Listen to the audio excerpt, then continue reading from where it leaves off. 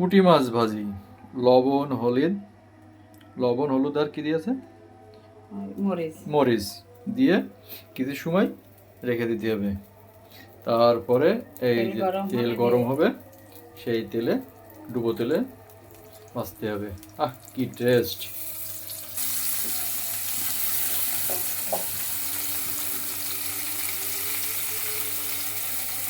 এই গরম গরম খেতে যা টেস্ট! যারা বাসায় আছেন ফ্রাইডেতে শুক্রবারে অবসর দিনে বউয়ের হাতে এমন বড় বড় সাইজের পুঁটি মাছ ভাজি করে খেতে পারেন। যদি আপনার বউ এই কাজটা করে দেয় তাহলে তো ভালো। এক সাইড হলে আর এক সাইড উল্টাই দিতে হবে, এভাবে একটু ভাজিটা ভালো করে দিতে হবে। ওয়াও, সেই টেস্ট! সাথে শসা।